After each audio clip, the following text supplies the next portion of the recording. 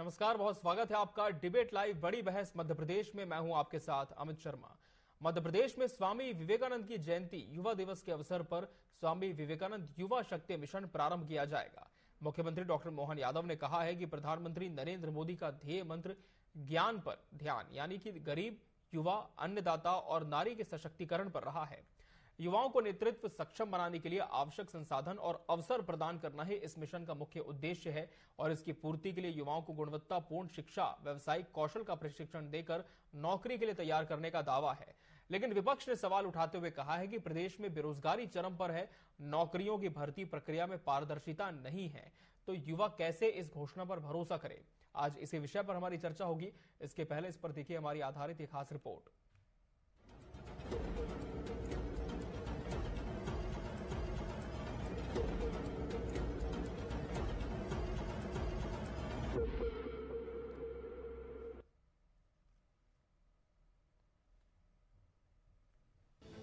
मध्य प्रदेश सरकार ने युवाओं के सशक्तिकरण के लिए स्वामी विवेकानंद युवा शक्ति मिशन और पार्थ योजना की पहल की है। मंत्री परिषद ने स्वामी विवेकानंद युवा शक्ति मिशन को सैद्धांतिक स्वीकृति दी है। इस मिशन के 3 प्रमुख लक्ष्य तय किए गए हैं, जिनमें प्रत्येक युवा की आय को कुशल श्रमिक के न्यूनतम स्तर तक पहुँचाना, 12वीं तक की शिक्षा सुनिश्चित करना और 2030 तक युवाओं को सामाजिक पहल में शामिल करना जैसे लक्ष्य शामिल हैं। मुख्यमंत्री डॉक्टर मोहन यादव का कहना है कि मध्य प्रदेश सरकार युवाओं के समग्र विकास के लिए प्रतिबद्ध है। युवा शक्ति मिशन और पार्थ योजना युवाओं के भविष्य को मजबूत बनाएगी।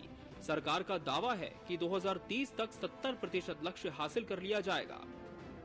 जनवरी युवा दिवस के पूर्व युवा शक्ति का प्रतीक और युवा महोत्सव का राज्य स्तरीय ये जो आयोजन किया गया, आज खेल एवं युवा कल्याण मंत्रालय द्वारा 2 योजनाएं सबके बीच लाई गई और उन योजनाओं के माध्यम से युवाओं को भविष्य में रोजगार मिले।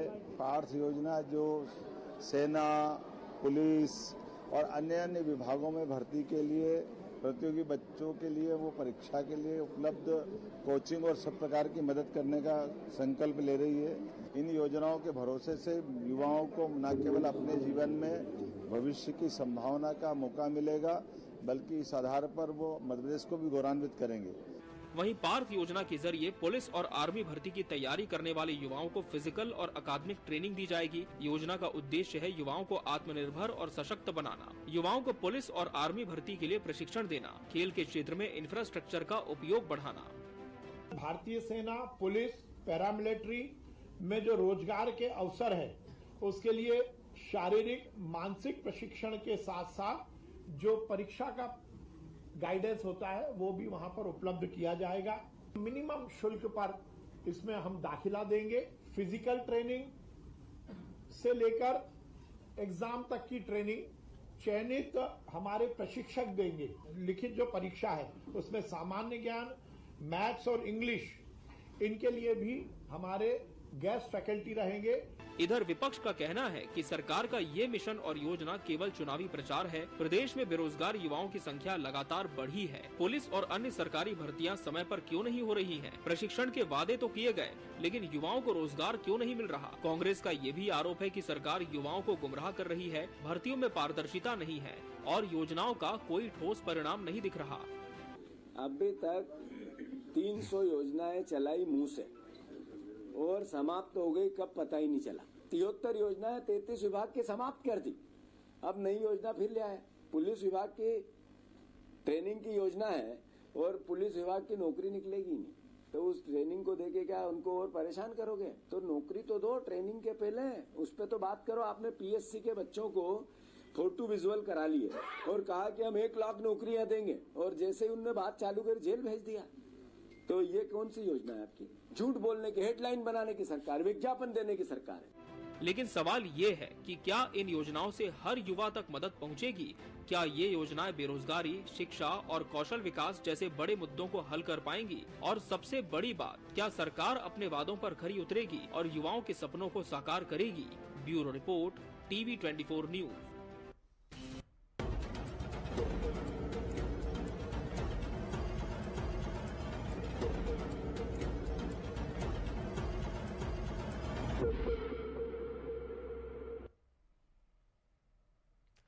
युवा सशक्तिकरण पर सवाल। आज इसी विषय पर हमारी चर्चा होगी और इसके लिए हमारे साथ खास मेहमानों का पैनल भी जुड़ चुका है। हमारे साथ बीजेपी प्रवक्ता वंदना त्रिपाठी जी जुड़ी हैं। वंदना जी, बहुत बहुत स्वागत है आपका इस चर्चा में। कांग्रेस प्रवक्ता हिमानी सिंह जी प्रतिपक्ष का पक्ष रखेंगे। हिमानी जी, आपका भी बहुत बहुत स्वागत है। और युवा मेंटर अभिषेक खरे जी भी हमारे साथ इस चर्चा का अहम हिस्सा है। अभिषेक जी, आपका भी बहुत बहुत स्वागत है। वंदना जी, पार्थ योजना कितनी प्रभावकारी योजना शामिल होगी युवाओं की तकदीर बदलने की दिशा में, क्योंकि कई दावे इसमें किए जा रहे हैं कि किस तरह से युवाओं को सक्षम बनाया जाएगा, नौकरी दी जाएगी, कहीं ना कहीं प्रॉपर ट्रेनिंग जो कि एक जरिया होती है एक अच्छे रोजगार के लिए।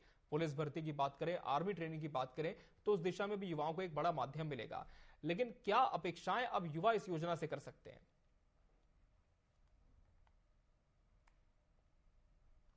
वंदना जी, आप सुन पा रही हैं मुझे? वंदना जी, क्या आपको मेरी आवाज मिल पा रही है? चलिए, सरकार तक हमारी बात नहीं पहुंच पा रही है। हिमानी जी का रुख कर लेता हूं। हिमानी जी, क्या मानते हैं आपकी, क्या युवाओं की जो बात है वो सरकार तक पहुंची है और ये योजना कहीं ना कहीं मील का पत्थर साबित होगी उनके लिए? अमित जी, प्रदेश का ये दुर्भाग्य हो गया है कि ना आपकी, ना हमारी, ना युवाओं की, ना किसी भी जनता से जुड़े व्यक्ति की आवाज सरकार तक पहुंच ही नहीं पा रही है। बहुत दुख की बात है। लेकिन बिल्कुल मैं इस बात को ही आगे बढ़ाते हुए कहूंगी कि 300 योजनाएं पहले शुरू की जा चुकी हैं, कागजों पर घोषणाएं होती जाती हैं, आप हम बिल्कुल हेडलाइंस बन जाती हैं, इन टॉपिक्स पर बैठकर डिबेट करते हैं और आखिर में वही ढाक के 3-5 रिजल्ट आता है। युवाओं की जो स्थिति है, आप ये सोच सकते हैं कि एमपीपीएससी के छात्र जो होते हैं वो पूरे देश का, अपने समाज का, हर एक वर्ग का गौरव होते हैं। किसी भी जगह से अगर किसी गांव से भी कोई बच्चा एमपीपीएससी के लिए सिलेक्शन हो जाता है तो वो गांव भी अपने आप को गौरवान्वित महसूस करता है। जी। उन बच्चों को इन लोगों ने जेल में डालने का काम किया, तो किन युवाओं की बात कर रहे हैं? क्या वो कहीं और से कोई अलग से युवा लाए जाएंगे? एक ये इसमें और एक क्लॉज डाला गया है कि शुल्क लेंगे इसके लिए। तो जैसे फॉर्म फीस का एक घोटाला हुआ करता है कि बहुत सारी रकम बेरोजगार युवा फॉर्म सरकारी भरने में जमा करते हैं और उसके बाद वो नियुक्तियां कैंसिल हो जाती हैं, वो फॉर्म कैंसिल हो जाते हैं और वो पैसा जेब में चला जाता है। ऐसे ही इन चीजों में भी शुल्क लिया जाएगा और युवाओं को एक उम्मीद बंधाई जाएगी। मेन आपका सभी का मकसद है कि युवाओं को रोजगार मिले। ट्रेनिंग की ऐसी वो लोग खुद जब से तैयारी करते हैं वो खुद इस चीज के लिए तैयार रहते हैं। आप वैकेंसी निकालिए, आप देखिए प्रदेश में एक से बढ़कर एक कौशल भरा हुआ है। उनको इन ट्रेनिंग्स के लिए वो पहले से खुद तैयारी कर चुके हैं। आप नियुक्तियां निकालिए, एक से बढ़कर एक कौशल आपके सामने आ जाएगा। इन ट्रेनिंग्स की अभी युवाओं को जरूरत नहीं है। युवाओं को अपना परिवार चलाने के लिए, अपना जीवन यापन करने के लिए रोजगार की जरूरत है। तो ऐसे झांसे देकर, ऐसा भ्रम फैलाकर, ऐसी हेडलाइंस बनाकर प्रदेश की जनता को गुमराह करना अब सरकार को बंद करना चाहिए। वंदना जी, क्या अब आप मुझे सुन पा रही है? आपको मेरी आवाज मिल पा रही है? जी वंदना जी, विपक्ष का कहना है कि घोषणा तो बहुत बड़ी है, उम्मीद फिर से जगी है, लेकिन फिलहाल जो मध्य प्रदेश के युवा हैं वो ट्रेनिंग से ज्यादा रोजगार पर फोकस कर रहे हैं। तो क्या इस दिशा में सरकार का ये कदम है कि सीधे तौर पर आप ट्रेनिंग के बाद उन्हें रोजगार मुहैया करा दे? क्या उम्मीद को इस बार अंजाम मिलेगा? नमस्कार सभी को। देखिए, सबसे पहले तो सबसे बड़ी बात ये कि जो मैं अभी सुन रही थी, मानी जी कह रही थी कि सबसे बड़ी दिक्कत यही है कि सरकार तक हमारी आवाज पहुंच नहीं पा रही है। तो देखिए, टेक्निकल इशू को ये इतना बड़ा मुद्दा बना रहे हैं तो आप समझ ही सकते हैं कि जब कोई भी योजना आती होगी और जब हम उसे लागू करते होंगे तो कांग्रेस के प्रवक्ता किस प्रकार से और कांग्रेस के नेता किस प्रकार से मुद्दा बनाते होंगे।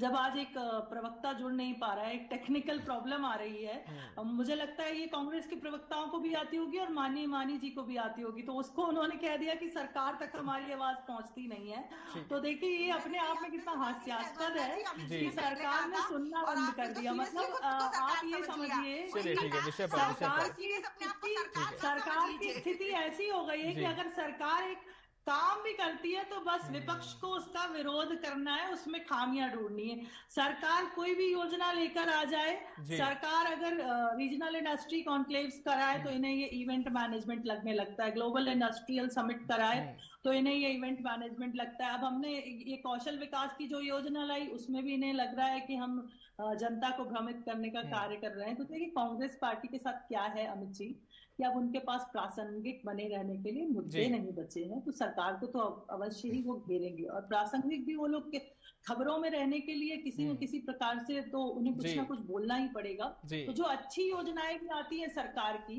हमारा जो भविष्य है युवा, हम गरीब युवा, अन्नदाता और नारी, जी वंदना जी, इनको लेकर आगे बढ़ रहे हैं। और अगर इनके कल्याण के लिए हम कार्य करते हैं, कुछ योजनाएं लाते हैं, लाडली बहना योजना लाते हैं, या फिर युवाओं के कल्याण की योजना लाते हैं, या हम अपने अन्नदाता के लिए कुछ करते हैं, या गरीबों के लिए कुछ करते हैं, हर चीज में विपक्ष को हमारे जो भी कार्य हैं उनमें कोई ना कोई आपत्ति अवश्य उठाना ही है। ये वंदना जी, उनका कहना ये है साफ तौर पर कि देखिए, अभी मध्य प्रदेश के जो युवा हैं वो रोजगार चाहते हैं, उन्हें सीधे तौर पर चाहिए भर्ती, हाथों में काम चाहिए। लेकिन इसमें बात की गई है ट्रेनिंग की, कि एक पीरियड तक उन्हें ट्रेनिंग दी जाएगी, उसके बाद रोजगार दिया जाएगा। तो क्या कोई ऐसा भी रास्ता है कि कोई ऐसा विकल्प कि रोजगार पहले उनको मिल जाए?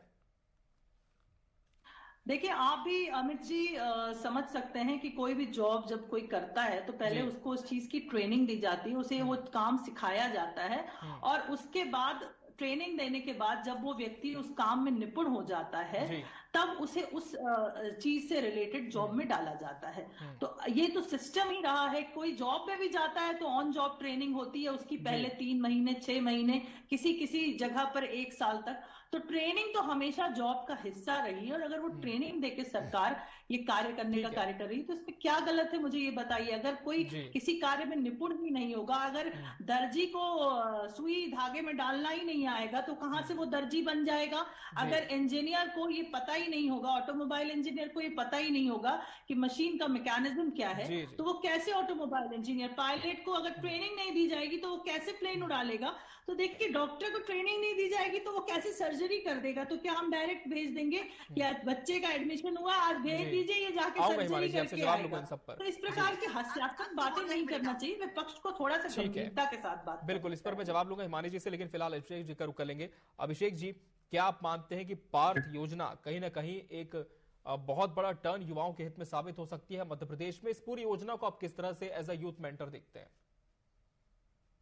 देखिए, ऐसा है अमित जी, सबसे पहले तो हम ये समझें कि सरकार लगातार कुछ ना कुछ योजना युवाओं के लिए ला रही है, एक अच्छा कदम जी। मेरी समस्या है कि अगर सरकार उन योजनाओं को, देखिए मैं एक योजना का जिक्र करता हूँ, एक बहुत लंबे से मध्य प्रदेश में चल रही है PETC, परीक्षा पूर्व प्रशिक्षण केंद्र, ऑलरेडी चल रहा है। ये पार्थ योजना जैसा ही, उसमें MPPSC, बैंक, रेलवे, SSC वगैरह की कोचिंग कराई जाती है। लेकिन प्रॉब्लम ये कि अगर इस योजना को उस योजना के साथ क्लब कर दें, संसाधन ऑलरेडी है, नए हम योजनाओं को लाके नए रिसोर्सेज और संसाधनों को जुटाने की जगह जो ऑलरेडी योजनाएं चल रही उनमें अगर हम क्लब करेंगे चीजों को, तो वो बेहतर ढंग से परफॉर्म करेंगे, क्योंकि वो ऑलरेडी सेटल है, वो सेट है योजना। पहली बात। दूसरी बात यह है कि सरकार निश्चित तौर पर योजनाएं बहुत सारी ला रही है, युवाओं को आकर्षित करने की भी कोशिश कर रही है।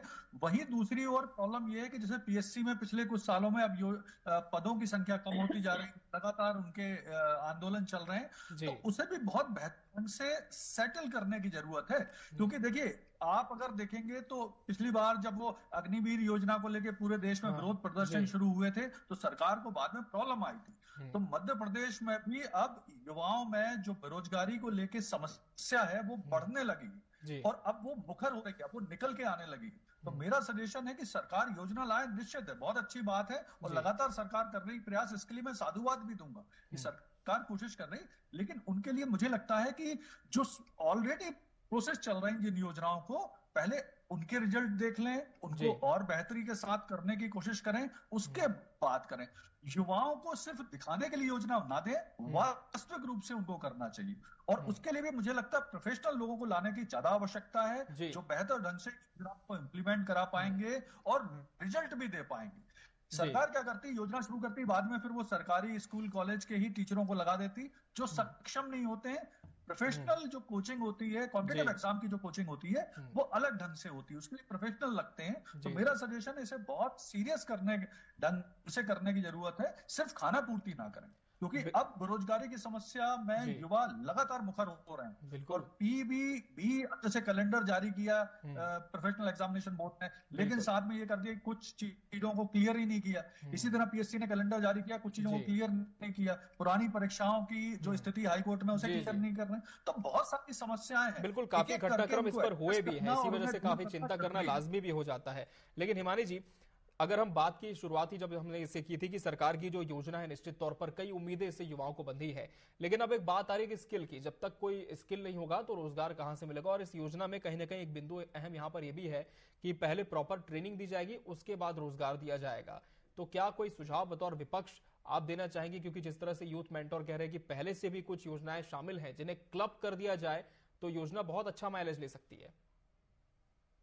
बिल्कुल, मैंने शुरू से यही बोला है कि मोहन यादव सरकार अपने लिए एक अलग लाइन बनाने का काम कर रही है। पुरानी योजनाएं जो उनकी खुद की सरकार, भारतीय जनता पार्टी की सरकार है, उनको वो कहीं ना कहीं नजरअंदाज कर रहे हैं। ये योजनाएं पहले से चल रही हैं, लेकिन खुद अगर वो नहीं लाएंगे कोई योजना तो हेडलाइंस कैसे आएंगी? मोहन यादव युवा सशक्तिकरण कर रहे हैं, इस बात पर डिबेट कैसे होगी? तो ये सब सिर्फ उसके लिए, इसका युवाओं से कोई लेना देना नहीं है। वास्तविक तौर पर वंदना जी ने बहुत अच्छे से प्रयास समझाने का किया कि डॉक्टर को अगर डॉक्टर की ट्रेनिंग नहीं दी जाएगी तो पहले जब डॉक्टर की ट्रेनिंग आप कितने युवाओं को देंगे? आप जो ये पुलिस सशक्तिकरण के लिए, जो पुलिस और आर्म फोर्सेस के लिए ट्रेनिंग देने की बात कर रहे हैं, आप इसमें शुल्क रखेंगे, उसके बाद ट्रेनिंग देंगे। आप बताइए, जो बच्चा स्कूल से पढ़ रहा है वो पढ़ ही रहा है, उसकी चीज की उसने अपने सब्जेक्ट्स उस हिसाब से लिए हैं, उसने अपनी तैयारी उस हिसाब से की है, उसको मालूम है उसको आर्मी में जाना है, उसको पुलिस में जाना है, तो वो फिजिकल एक्सरसाइज उस तरह की करता रहा है। उसको आपकी ये जो आप सरकारी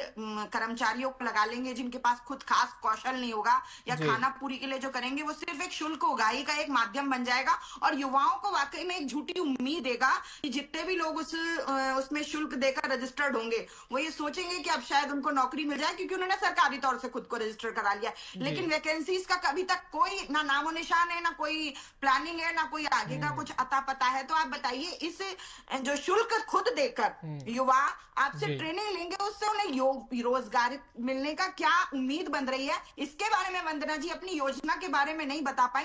बस इस बात को उन्होंने गंभीरता से ले लिया, जो एक हंसी मजाक में कटाक्ष के तौर पर की गई थी, उन्होंने वाकई गंभीरता से खुद को सरकार समझ लिया। आप सिर्फ अपनी योजना के बारे में बताएं, आपको हमें आपके ऊपर उंगली उठाने का अधिकार है, आपको तो आपके पास काम है, आप अपनी योजना के बारे में बहुत कुछ सकारात्मक तरीके से जनता को बता सकती हैं, दर्शकों को बता सकती हैं। जी वंदना जी, क्या इस योजना में जो प्रॉपर ट्रेनिंग लेंगे अभ्यर्थी, उनसे शुल्क लेने की कोई बात कही गई है? ये भी आप स्पष्ट करें। और साथ ही एक बड़ा सवाल ये भी, विश्वास सारंग जी ने अभी आप ही के माध्यम से बताया कि एक शुल्क लिया जाएगा।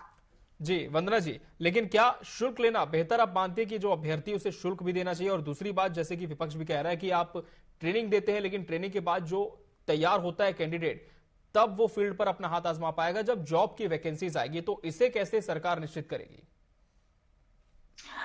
देखिए अमृत जी, सबसे पहली बात तो ये कि जिस प्रकार से अभी विश्वास सारंग जी ने कहा था, और ये जो शुल्क लेने की बात हो रही है, ये कोई बहुत बड़ा भारी शुल्क नहीं लिया जा रहा है, एक मिनिमम अमाउंट लिया जाएगा।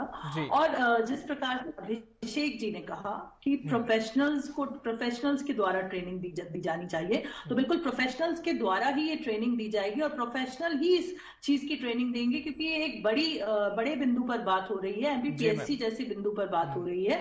और आप जानते हैं कि जितने भी हमारे अधिकारी बनते हैं, अधिकारी निकलते हैं, वो अगर प्रॉपरली साउंड नहीं होंगे अपने डिपार्टमेंट को लेकर, तो फिर कैसे जाकर वो उस क्षेत्र में न्याय कर पाएंगे? तो यही कोशिश की जा रही है कि प्रोफेशनल्स को हायर करके। और रही बात, जब ये हिमानी जी इल्जाम लगाती हैं कि पूर्व में जो सरकारों ने किया और अभी जो सरकारें कर रही हैं, तो देखिए भारतीय जनता पार्टी ये नहीं मानती कि पूर्व में किसी और की सरकार थी, किसी और मुख्यमंत्री की सरकार थी, अभी किसी और अभी हमारी डबल इंजन की सरकार चल रही है।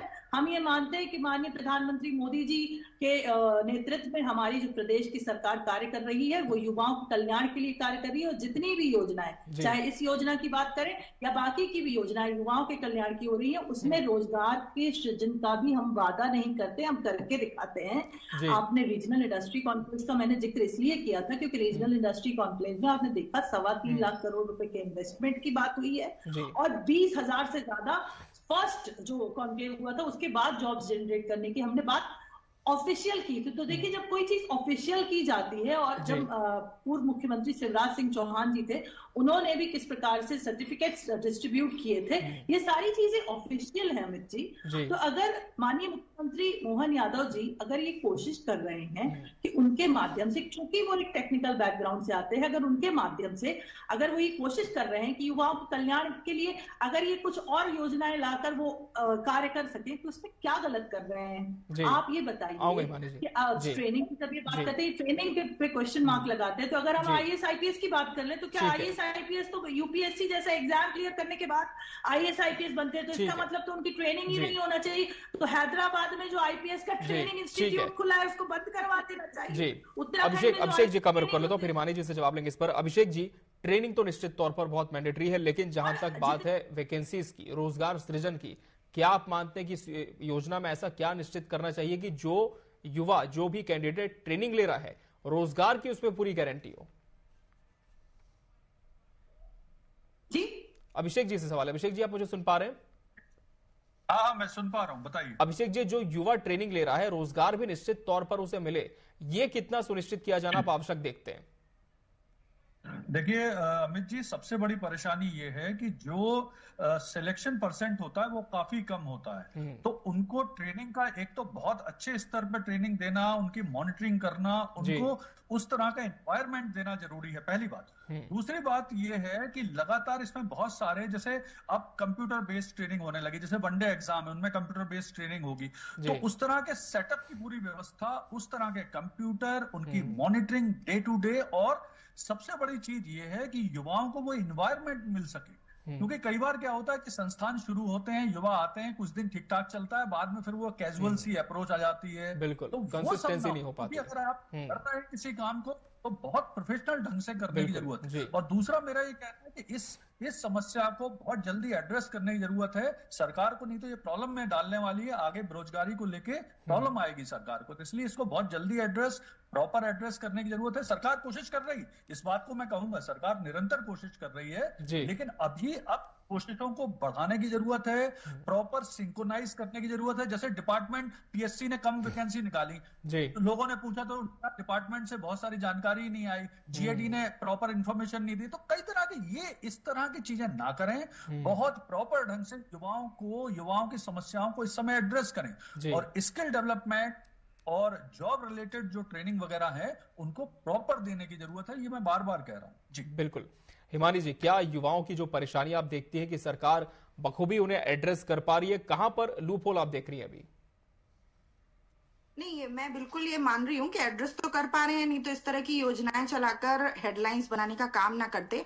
पर मुझे लग रहा है कि जो वंदना जी बात कर रही थी, वो शायद समझ नहीं पाई है कि ये यहाँ पर एग्जाम देने की, ट्रेनिंग देने की बात की जा रही है। आप जो MPPSC, UPSC और डॉक्टर्स की ट्रेनिंग की बात पहुंच गई, उनको पूरी डॉक्टरी की MPPSC चयन करने के बाद उनके कार्य क्षेत्र में जाने की ट्रेनिंग दी जाती है उन सेंटर्स को। अपने ये वंदना जी आपसे जवाब लूंगा। हिमानी जी अपनी बात पूरी करें, फिर वंदना जी करेंगे, समय कम रह गया है। आपने एक नया तरीका खोजा है, उससे कंपेयर मत कीजिए। उनको ये ट्रेनिंग दी जाती है कि वो अपने वर्क फील्ड में अब नियुक्ति के बाद किस तरह से काम करेंगे। एग्जाम देने की ट्रेनिंग में जिस तरह से शहरों में हजारों कोटा में जो कोचिंग इंस्टीट्यूट खुले हुए हैं, उनके उसके तौर पर आप ये वो कर रहे हैं। और पहले भी आप जो कह रही है नाम मात्र का शुल्क, एक व्यक्ति के लिए और एक अमाउंट में नाम मात्र का होता है। जब हजारों लाखों की संख्या में बच्चे वो शुल्क जमा करते हैं, तो वो राशि करोड़ों अरबों में पहुंच जाती है। और सरकारी फॉर्म बनवाने के माध्यम से बहुत बड़ा ये घोटाला और बहुत बड़ा ये धोखा युवाओं के साथ पहले से भी करती आ रही है। तो आप उसको एक व्यक्ति का नाम मात्र का शुल्क बोलकर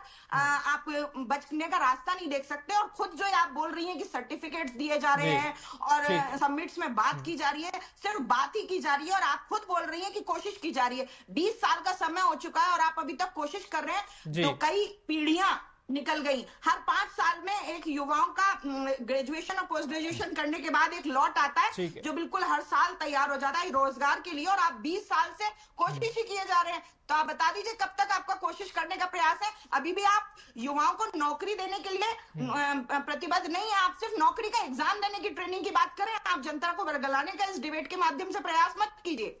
वंदना जी, नौकरी मिलेगी सबको, ये कैसे सुनिश्चित करेगी सरकार? जवाब दें। देखिए, सबसे पहले तो जब हिमानी जी चिल्ला कर अपनी बातों को कहती हैं तो ऐसा लगता है कि वो चिल्लाकर बोलेंगी तो उनकी बातें सत्य हो जाएंगी। हिमानी जी, आपके चिल्लाने से भी क्यों कांग्रेस पार्टी सीटें नहीं ले ला पा रही? हम तो जो आपके हिसाब से तो हम रोजगार सृजित नहीं कर रहे, कोई तरह पर कार्य नहीं हो रहा है, सारी फर्जी योजनाएं चला रहे हैं। उसके बावजूद भारतीय जनता पार्टी को बार बार चुनकर जो वोट डालने जाते हैं वो 18 साल के युवा भी होते हैं, वो भी हमें चुनकर लाते हैं। आपको नेस्तो नाबूद करने का कार्य भी वही युवा करते हैं। आपको, आपकी पार्टी को 29 की 29 सीटें हरवाने का कार्य भी उन युवाओं का भी योगदान था। तो हमने उनके कल्याण के लिए कार्य किया होगा। धरातल पर जो योजनाएं लेके आए हैं वो भी हमने उनके लिए लागू की होगी, रोजगार का सृजन किया होगा। आज जो इतने बड़े बड़े इंदौर में IT पार्क्स खुले हुए हैं, और रोजगार, आपके लिए रोजगार का मतलब सिर्फ सरकारी नौकरी होती है क्या? बाकी चीजें रोजगार की गिनती में नहीं आती, प्राइवेट जॉब्स नहीं होते। और मैं तो कहती हूँ कि कांग्रेस पार्टी ने इतने रोजगार सृजन किए, तो आप मुझे सिर्फ इतना बता दीजिए अमित जी कि लोकसभा चुनाव में 0 पर क्यों आकर अटक गई कांग्रेस पार्टी? चलिए, तो कहीं ना कहीं इस योजना से काफी उम्मीदें हैं सरकार को कि रोजगार का सृजन होगा। पहले ट्रेनिंग दी जाएगी, उसके बाद नौकरी मिलेगी, लेकिन उम्मीदों को अंजाम किस तरह से मिलता है पार्थ योजना के माध्यम से, ये देखने वाली बात होगी। बहरहाल समय हमारे पास इतना ही था इस चर्चा के लिए। आप सभी मेहमानों का बहुत बहुत धन्यवाद हमसे इसमें जुड़ने के लिए। इसी के साथ बड़ी बहस डिबेट लाइव मध्य प्रदेश में आज के लिए फिलहाल इतना ही। मुझे और मेरी पूरी टीम को दीजिए इजाजत। नमस्कार।